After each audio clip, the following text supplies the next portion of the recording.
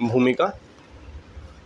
और इस third episode में हम बात करने वाले हैं कि जिस जगह पे हमने छोड़ा था उसके आगे हम बढ़ेंगे, ठीक है। Cut to present. अब जो उषा है उसको एक नए आदमी से प्यार होता है।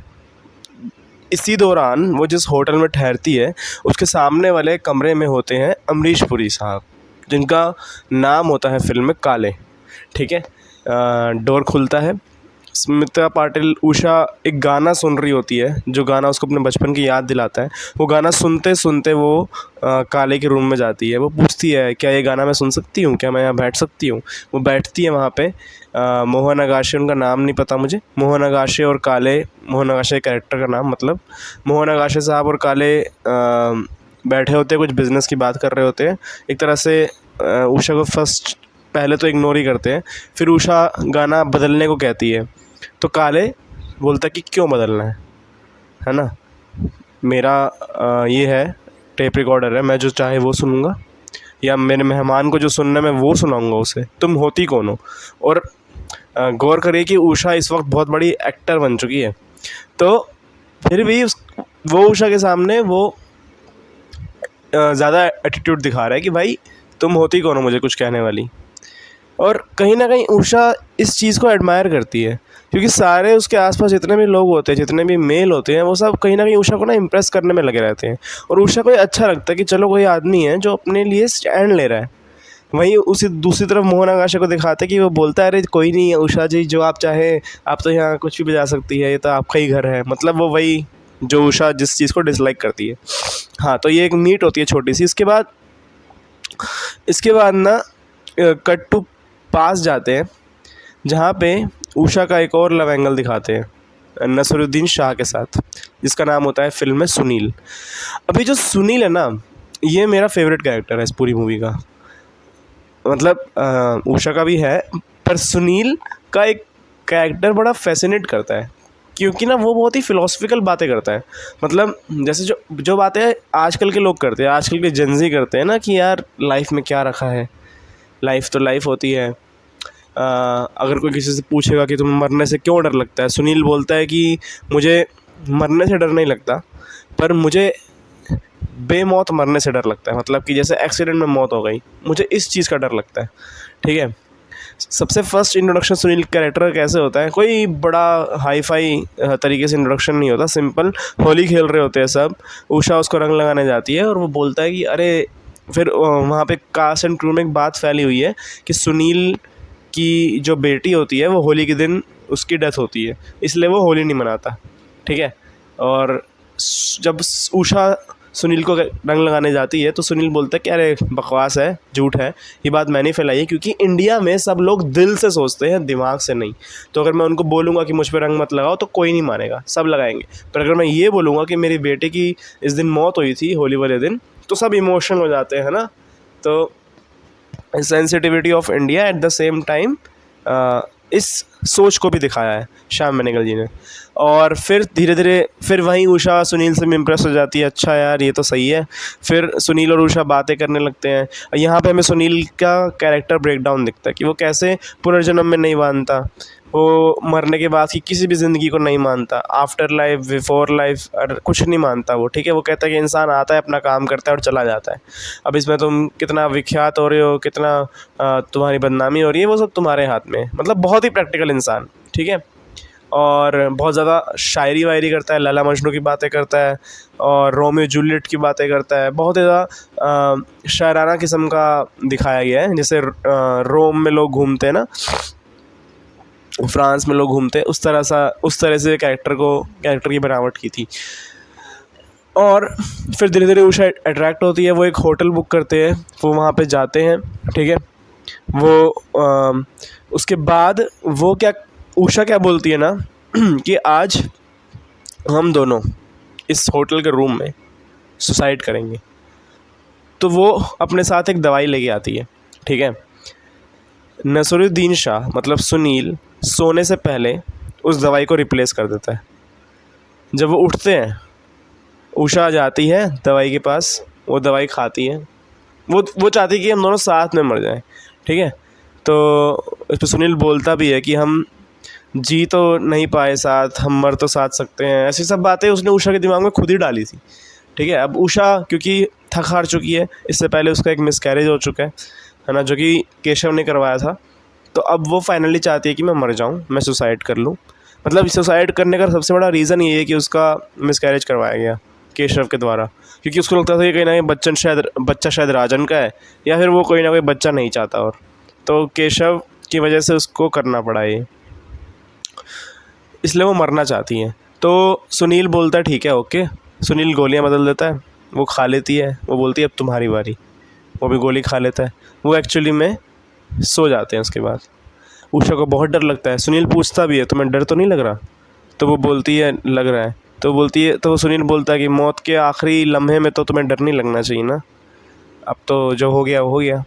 और उषा थोड़ी शांत होती है और सो जाती है। अब मूवी में ऐसा लगता है कि मर गए दोनों। फिर उषा उठती है, अपने साथ में देखती है एक लेटर पड़ा है जिस पर सुनील ने लिखा हुआ है कि लिखा होता है कि ये सब हो गया, अब आप अपनी लाइफ में आगे बढ़ो, है ना। मतलब एक तरह से सुनील ने गोलियां बदल दी थी। उसने बताया कि तुमने जो गोलियां लाई थी वो मेज़ की इस जगह पे पड़ी हुई है, उठा लेना या फेंक देना, ठीक है। और यहाँ से सुनील की हो जाती है एग्जिट। सुनील का कैरेक्टर ख़त्म होता है। फिर काले के कैरेक्टर पे हम आते हैं। बीच में केशव उसके पास आता है, उसको मूवीज़ में वापस लाने के लिए, वो मना कर देती है। तो केशव और उनकी आनाकानी चल रही है, और इसी टाइम पैरेलली केशव अपना बिजनेस ग्रो कर रहा है बढ़िया सा, और उसकी जो बेटी होती है सुषमा नाम है उसका, वो बड़ी हो रही होती है। फिर वो मिलती है काले से, उसको काले अच्छा लगता है। अब आई थिंक उषा ना उस फेज़ में चली जाती है जहाँ पे उसको सेटल होने का मन करता है। मतलब वो मैरिज करके, क्योंकि मैरिज उसने पहले करी थी, तो वो मैरिज बहुत ही हावड़ दावड़ में करी थी, है ना, जहाँ पे उसको बस वो था फैसिनेशन, और जो मतलब एक तरह से बस लगाव था, और उसने शादी कर ली, ठीक है। पर अब काले के साथ वो सेटल होना चाहती है, ठीक है। वो उसकी गाड़ी में बैठती है, काले का सब कुछ बिजनेस शायद सेट होता है, तो वो चाहती है अब मैं सेटल हो जाऊँ बस। काले और वो गाड़ी में जा रहे होते हैं, वो गांव में एंटर करते हैं। गांव में एंटर करते ही उसको पता चलता है कि काले की दूसरी बीवी भी है। काले वहाँ पे उसको ऑप्शन देता है कि देखो गाड़ी के अंदर बैठे हैं, गांव के अंदर घुस चुके हैं, और तब काले उसको बताता है बीवी के बारे में, और तब वो उसे ऑप्शन देता है कि देखो तुम चाहती हो तो अभी चली जाओ, मैं तुम्हें रोकूंगा नहीं। अरे तुम उसको गांव तक लेके आ गए, तुमने उससे सच छुपाया एक तरह से, मतलब झूठ कहा, और अब तुम उसे बोल रहे हो कि तुम चाहते हो तो वापस चले जाए। अब वो नहीं जाना चाहती है, वो क्यों जाएगी, तो सब कुछ छोड़ छाड़ के अपना आ गई है, ठीक है। फिर वो घर में घुसती है, वहाँ पे दिखता है कि उसकी बीवी जो है वो पैरालाइज है, ठीक है, बेड रिडन है। और उषा को समझ आता है कि उसे उसकी शायद सेवा करने के लिए लाया गया है। हालांकि काले उससे शायद प्यार भी करता था या नहीं करता था पता नहीं, पर एक तरह से इनडायरेक्ट मीनिंग ये निकल के आता है। और उसकी बीवी ने कितने साल हो गए घर के बाहर कदम भी नहीं रखा, घर की दीवारों में क्या रही है। अब देखो आयरनी इस बात की है कि काले जिस तरह का इंसान है, उसकी बीवी चाहे पैरालाइज हो या ना हो, वो अपनी बीवी को घर से बाहर निकलने ही नहीं देगा। अब पैरालाइज होने के बाद इस हालत में वो उसको खुद भी लेके नहीं जाता, मतलब वो इतना इस तरह का आदमी है, तो वो उषा को कैसे निकलने देगा, है ना। फिर उषा और वो मिलते हैं, वो उषा को साड़ी देता है घर पे, साड़ी जो उसने उसकी पहली बीवी ने पहनी थी। उषा गहने का डब्बा खोलती है, एक पीछे से म्यूज़िक बजता है, बहुत ही प्यारा सा इनोसेंट सा म्यूज़िक बजता है, ठीक है। ये म्यूज़िक इन्होंने पहले भी मूवी की स्टार्टिंग में भी यूज़ करा था और वापस अब करा है। एक तरह से दिखाना चाहता है डायरेक्टर कि अब एंडिंग होने वाली है इस कैरेक्टर आर्क की, तो ये शुरू होता है। फिर उषा वहाँ पे काफ़ी टाइम तक रहती है, कुछ सालों तक या कुछ महीनों तक रहती है, ठीक है। उसकी सेवा करती है, उसकी पुरानी बीवी की, उसकी दादी भी होती है, उसकी सास भी होती है, उसकी भी सेवा करती है, और उनका एक बच्चा भी होता है जिससे उषा को बहुत लगाव हो जाता है ना। पर उषा का मन नहीं लगता, उसका मन बहुत विचलित होता है। वो कहती है कि मैं क्यों हूँ यहाँ पे। उषा को हमेशा फ्रीडम चाहिए थी, और वो फ्रीडम सबसे ज़्यादा वर्स्ट यहाँ पे है। मुंबई में एटलीस्ट उसको फ्रीडम तो मिल रही थी, यहाँ तो वो घर से बाहर नहीं निकल पाती, काले उसे निकलने नहीं देता। इस बात पे उसने कन्फ्रंट करा, पर काले ने उसको बोला कि तुम देखो हमारे घर की किसी भी औरत ने आज तक घर के बाहर कदम नहीं रखा, तो तुम भी मत रखो। बहुत प्यार से समझाता है उसको, ठीक है। फिर एक दिन क्या होता है, उसका बच्चा जो होता है उसको मेला जाना होता है। तो उषा कहती है ठीक है मेला जाना है ना तुम्हें। वो नौकर को बोलती है गाड़ी निकालो। नौकर बोलता है कि काले साहब की परमिशन के बिना गाड़ी यहाँ से नहीं निकलेगी, और इस चक्कर में गाड़ी निकलती नहीं है। उषा को आता है गुस्सा कि मैं घर की मालकिन हूँ तो मेरी बात नहीं मान रहे। वो जाके काले को बोलते कि इस नौकर को सर्विस से हटाओ। काले उसको सुना देता है। तो उषा को समझ आता है कि मेरा यहाँ पे कुछ नहीं होने वाला। फिर उसकी जो पुरानी बीवी होती है, जो बेड रिडन होती है, वो उसको बोलती है देखो बिस्तर बदलते हैं, रसोइयाँ बदलती है, पर ये मर्द कभी नहीं बदलते। तो इससे पहले कि मेरे जैसी हालत हो जाए तुम्हारी, यहाँ से निकल जाओ। इनडायरेक्टली वो बोलती है। मर्द मर्द बदलते हैं, मर्द के मुखौटे बदलते हैं, लेकिन मर्द नहीं बदलते।